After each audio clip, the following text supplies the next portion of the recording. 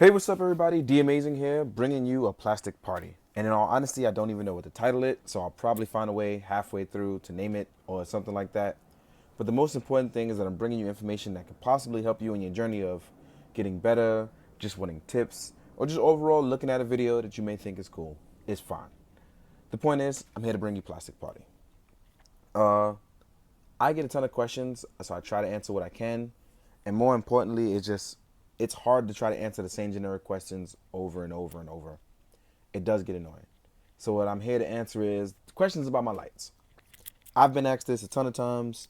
What kind of light bulbs I use? What kind of lights do I like? What's my camera settings? I'm gonna be 100% honest with you. Even if I showed you my camera settings, it doesn't matter because you need to focus on your settings, your lights, and what are you going to use to work with it. Because then your background color may be different from how your lights affect it. You may be using sunlight bulbs, not daylight bulbs, and it's all different stuff. So no matter what I show you, it's literally a matter of you testing it, tweaking it, and working with what you know. Because no matter what I show you, it doesn't matter. I don't know if you guys get that, but whatever. Anyway, let's get into it. I always get asked about my lights, and I'm going to show you my lights first. But the first thing I'm going to show people is, because I get a lot of questions about this too, is the kind of camera I use. I use a Nikon. It's a 5100 if I remember correctly, and I use a manual lens. That means all the work is done by me. I have to do all the settings for each shot. I change it, I set it up, and my manual 50 millimeter lens, 1.48 aperture. This is what I use. I've been using it for 5 years now. I probably won't switch back to anything else. I think my 50 does the perfect job, you know. So usually the setting I use is 5.6, but it can change from time to time. Now, as far as photo wise, I'm gonna open up my settings. See, it's clear lens. I'm gonna take a quick photo and I'm gonna show you guys how I do stuff. I don't know if you heard that in the background, but it's a quick picture. It's what I did. For those who don't know what this is, the Buffalo Man in the background is actually a little blurred. And the reason why that is because when I took my photo, you know, the way my settings are set up is that it focuses on what's in the main ground at level. These two are right next to each other so that they're same level. Since he's deeper in the background, the aperture can't pick it up because of the way my settings are. The higher you, oh, I'm gonna have to take it off. But if you guys can see it here, the higher you go on your aperture, whether it's 5.6, 8, 11, 16, the higher you go, the deeper it's going to capture what's going on.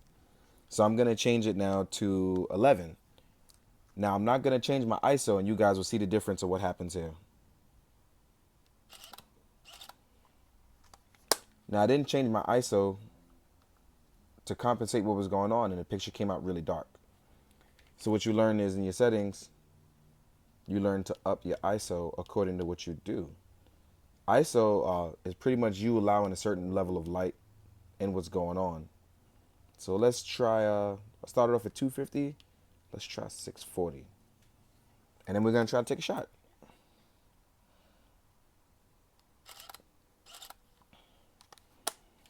And now just like that, he's not blurred. He fit in the picture just fine. You see? So like I said, with a manual lens, you have to learn to change things accordingly to what's going on. You know, the more you learn, the more you practice, the more easier it will be. Now, as far as my lights go, this is going to get a little freehand. I'm going to take it off the tripod. And my lights go, this is my strongest bulb actually right here. And this is a daylight bulb, that's energy efficient. It's a daylight bulb. Energy efficient, it's a daylight bulb. Energy efficient, daylight bulb, daylight bulb, daylight bulb. Now, that's 6 lenses pretty much focused in on the main location. You see? All the light is gathering in one place. And the way the light is that once it's gathered all in one place, you get less shadows. Now watch as I turn off the 2 overhead lights. Now you have shadows peeking in. That's why I usually have my lights centered in one spot. It cancels out shadows. Now, if you want shadows, what you do is you make your light lean towards a certain location of what you want. But usually 4 to 6 lights is more than enough unless you have the powerful widespread lights. But those lights are enough to pretty much give you the general area of what that you want to cover. This is really tough to like do. So bear with me, guys. This is all a learning experience for me as well. Trying to be able to explain something to people that they may not understand. So hopefully I'm getting through to you guys. So for instance, we're going to go back to Spider-Man and we're going to put Spider-Man in front and we're going to try to take a picture. See, now what's going to happen is at a 50 millimeter, you have to choose your space area. And I'm going to move back so you guys can see what's going on. But you pretty much are going to choose your area. And you see how certain things are in the background you can see well, but Spider-Man is blurred. The reason why is that the aperture is set a certain way. Your focus is set a certain way. So even if your aperture can get it, you have to focus on the general area.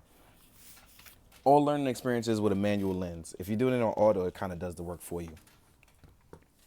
But those are the tips that I can give you as far as lighting and focus and ISO and aperture. The higher your aperture is, the higher the ISO you match it, and the lower is where you go lower. Even though I have really strong lights, it's part of the reason why I have my ISO so low. I have my ISO and my aperture really low with really powerful lights. Now, if you don't have a really strong light, you may want to turn yours up. These are things that you can learn from it.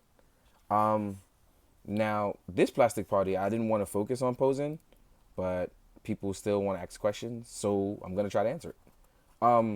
With this one, is just, I don't know what to really cover. There's tons of things that I covered in the last one, but I guess I should talk about stands. That's something that some people have a problem with. So let's try Tamashii stages, and we're going to also try the ACBA stands that I use time to time. Now, I use these mostly with Marvel Legends. So actually, I have a tiny one. And what you can do is with the tiny ones, you kind of sort of have to balance it out. But this was a really small one. Give me 1 second, and I'm going to come right back to you guys, and I'm going to grab a larger one because I was not prepared to use it right away. Give me 1 sec. All right, guys, I'm back. Grab some stands, both Tamashii and the ACBA flight stands, and I'm going to try to help you guys out. So actually, I want to start off with Tamashii stages. So I've been using these for actually a really long time, and they can grab Marvel Legends figures just fine. If you feel like they're not strong enough, that was my fault. This is actually pretty weak, so these will actually wear out. But if you feel like this leg part isn't strong enough, you can always tighten it with screws by turning it to the right. So you turn it to the right, you can actually tighten it.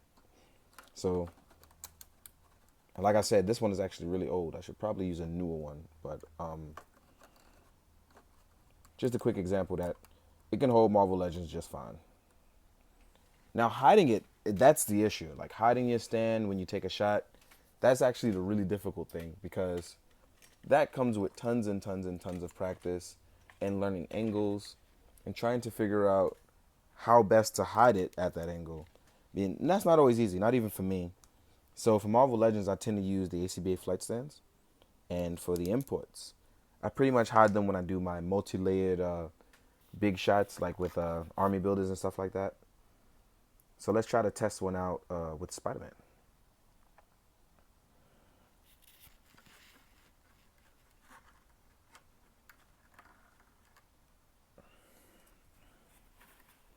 Like, let's say Spider-Man is trying to jump over someone. I used his arm in the way of the stand. And then I used a black one to go, because usually black tends to blend in the background. So let's try a quick picture and see what happens.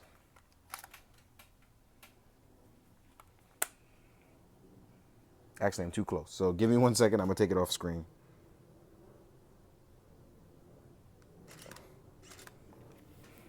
Oop. And I still left it on the other settings. So it looks pretty bright. But you see, I didn't hide the stand really well. Obviously, it hides part of it with the hand. But that's the kind of idea that I use.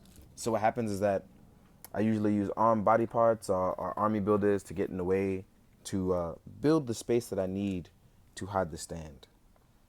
Now, this is also something I'm learning is that with the ACBA stand, what happens is you're going to plug it into the negative space between the legs, the gaps.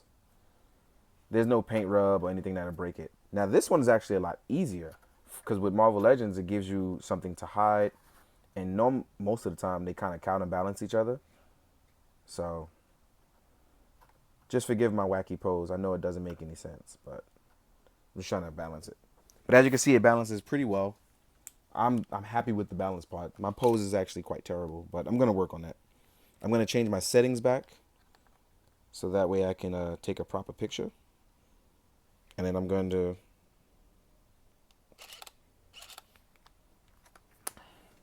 now in this background, you see the ACBA stand a lot less.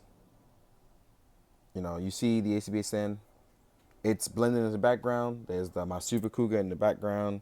You can only see it because there's green pants. But if it was a black background, you actually wouldn't be able to see it. You know, so there's a blend of things to use. You usually got to call for what you get in each situation. But now the other problem is that you'll get other types of stands where sometimes the ACBA stand won't work because for imports, sometimes you don't get the gap. At least with Medicos, you get the gap in between. But like Kamen Rider, there's no gap to add that in.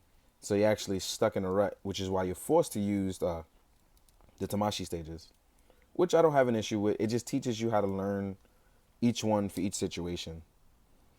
I've learned that imports, mostly you need Tamashii stages, and domestics, you use the ACBA stuff.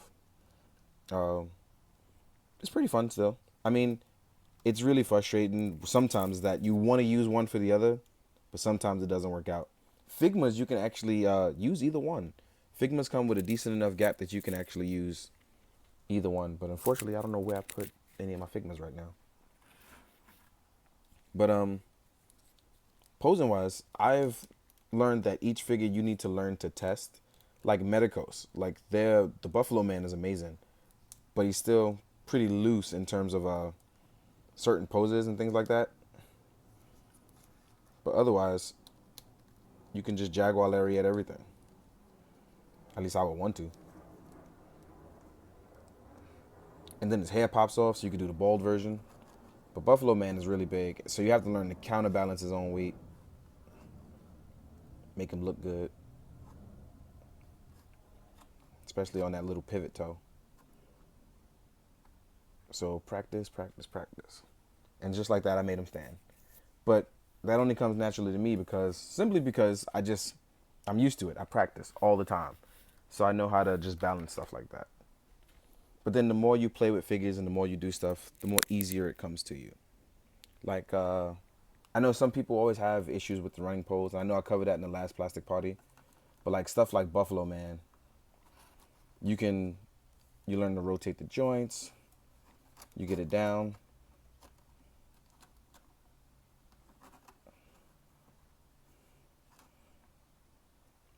Sometimes you just gotta improvise. As you can see, like I said, at the knees is a little wobbly.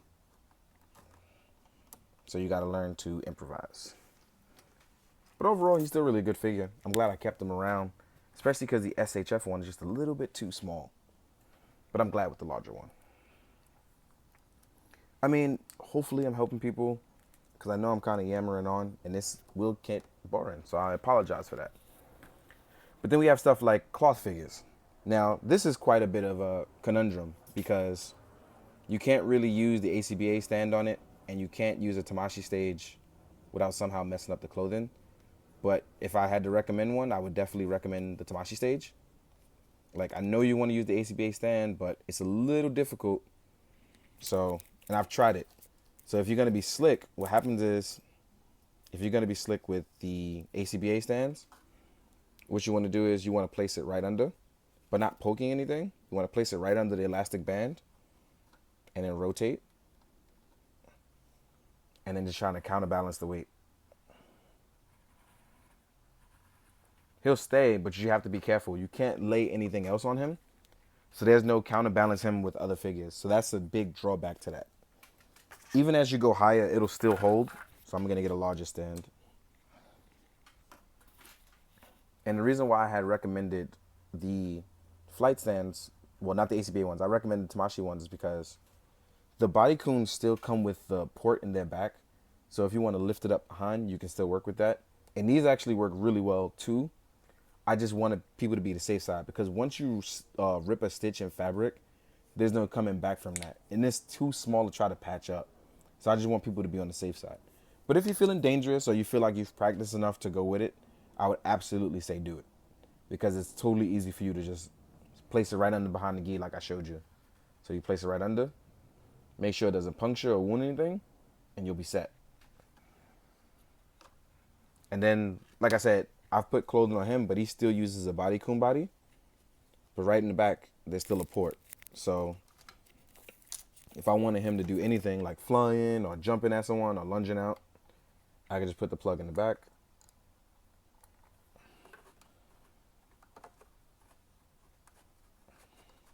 Just do him, I guess, jumping at someone. See?